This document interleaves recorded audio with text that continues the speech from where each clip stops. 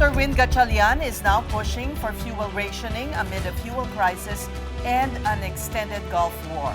This was a drastic measure last implemented during the administration of the president's father, Ferdinand Marcos Sr., during the OPEC oil embargo in the 1970s. But one urban transport expert does not see the initiative as a timely solution.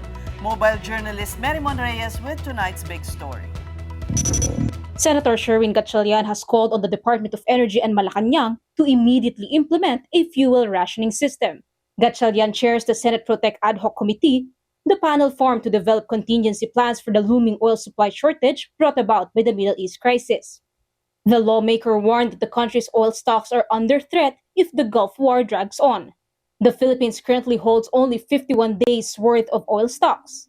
And while new supplies are expected to arrive, these may only extend the country's inventory by an additional 10 days, making early conservation efforts vital. Mag-ration na tayo for non-essential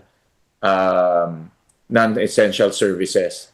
Dahil hindi tayo pwede mag-ration kung malapit na maubos yung gasolina natin or maubos yung crudo eh.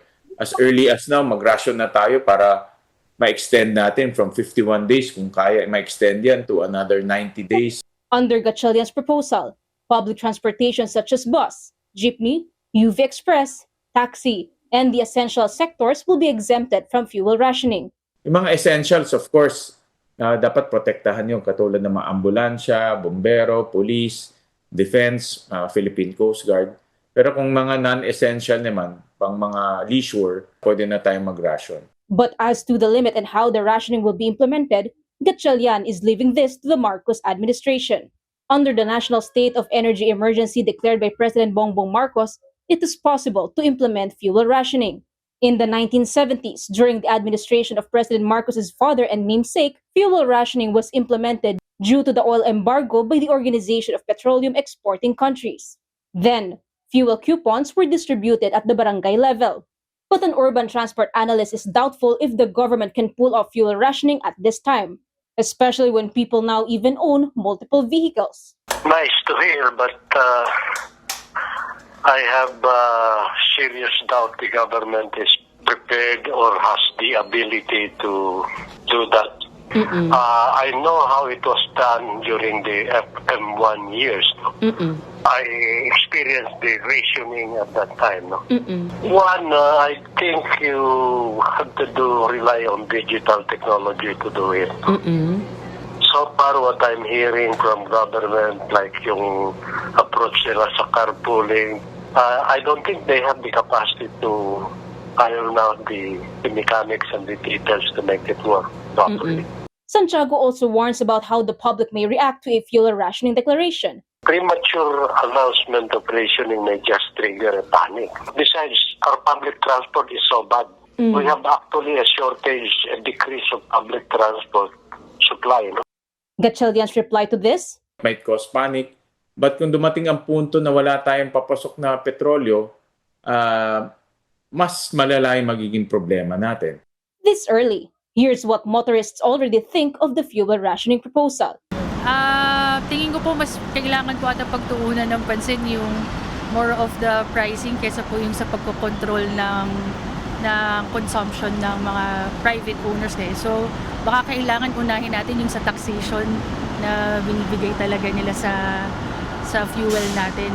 Yun yung kailangan na pagtuunan ng pansin. No, dapat ang gobyerno natin ang gumawa talaga ng paraan kung paano niya mapupunan yung pagkukulang. Hindi lang naman sa Middle East nang gagaling yung supply ng gas eh. Diba? So, basta hindi ako pumapabor doon tungkol sa gusto ipatupad ng gobyerno. The palace is yet to comment on Gatchalian's proposal. But amid the global oil crisis, some countries are already implementing fuel rationing. Slovenia was the first country in Europe to do so, implementing a limitation of 50 liters on private vehicles per day. Indonesia is also doing the same rationing scheme. In Sri Lanka, vehicles can now only load up to 15 liters. For House Energy Committee member Representative, rationing the country's fuel supply may be too early at this point. In other countries, yung pong pag-trigger ng rationing po ay pagka ang fuel supply po ay limited na to around 10 to 15 days, no? So atin po understanding, yung pong different types of fuel, mataas pa ho yung level po na meron po tayo. I think, so tingin ko po, hindi pa naman ho dapat mag-resort dito po sa a bit of an extreme measure such as fuel rationing. But Ridon agrees with Gatchalian. The country needs to start saving on fuel use now. Kapatid Mobile journalist Mary Mon Reyes, we are One News.